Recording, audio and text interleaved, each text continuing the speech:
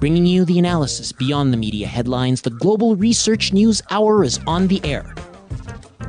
Welcome to the Global Research News Hour for the week of May 26, 2017. I'm series host and producer Michael Welch.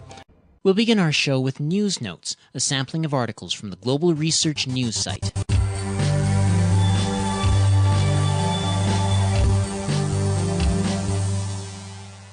Obviously, yes. Leave the family themselves alone. Don't contact them, don't harass them, leave them be. But if Rich was the DNC leaker, the life of every single living organism on Earth may depend upon the public gaining access to that knowledge. This is infinitely more important than one family's feelings about American public discourse. If there's even the slightest chance that these dangerous escalations can be drawn down by the public learning that Russia was not the source of the DNC leaks, no one on Earth has any business telling us to stop looking into that possibility. So keep talking about Seth Rich. That comes from the article, The Assassination of Seth Rich, the DNC Emails and the Russia Probe. Why You Should Definitely Keep Talking About Seth Rich, by Caitlin Johnstone, posted May 25th, originally appearing at medium.com. FDR and Stalin shared all kinds of information. And by the way, some Russians complained to me that Stalin was never demonized in the U.S. media the way Vladimir Putin has been. And Stalin killed millions of people. The bait and switch that I mentioned earlier, beginning with the story that Russia decided the U.S. presidential election, then switching to all these other crimes that have some sort of connection to Russia, any connection to Russia, is creating this atmosphere where not just the Russian government, but the Russian people are identified as enemies of the United States.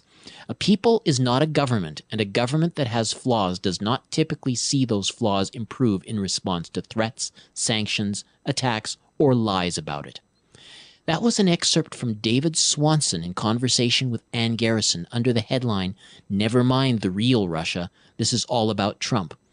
Posted May 25th, originally appearing at Black Agenda Report. Putin is a Democrat, not an authoritarian. The authoritarians are in Washington. Surely Paul Street and Counterpunch know this, but Street has to protect himself from speaking some politically incorrect truths about the U.S. and Russia by throwing in some anti-Putin propaganda and denigrating President Trump. That peace with Russia and China would undermine the justification of the $1,000 billion military security budget, and that the military security complex is the American government, is too much truth for most writers to state. That comes from the article, Truth Has Become Un-American, by Paul Craig Roberts, posted May 24th, originally appearing at paulcraigroberts.org. Clearly, we are all supposed to hate and ridicule Vladimir Putin. He is being demonized as the new quote-unquote enemy in much the same way that George Orwell foresaw in his dystopian novel 1984.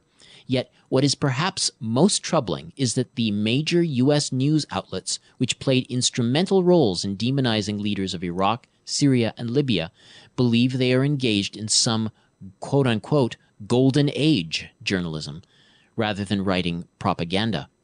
Yes, I realize that many good people want to see Trump removed from office because of his destructive policies and his buffoonish behavior, and many are eager to use the new bête noire, Russia, as the excuse to do it. But that still does not make it right for the U.S. news media to abandon its professional responsibilities in favor of a political agenda. That comes from the article, U.S. Journalism's New Golden Age, by Robert Perry, posted May 24th, originally appearing at Consortium News. These are just a few of the featured articles appearing last week on the Global Research website. Regular visitors to the site are encouraged to send monetary contributions by fax, mail, or online. Just go to globalresearch.ca and click Donate on the menu bar. Global Research News Hour is a special radio collaboration between the Center for Research on Globalization and campus community radio station CKUW 95.9 FM in Winnipeg on occupied Anishinaabe territory on the homeland of the Métis Nation. We seek to provide you with access to analysis of the major issues shaping our world today from thinkers, researchers, and unique political personalities rarely addressed by major media. Our program is available from the Center's website, globalresearch.ca. We can also be heard on the Progressive Radio Network at prn.fm.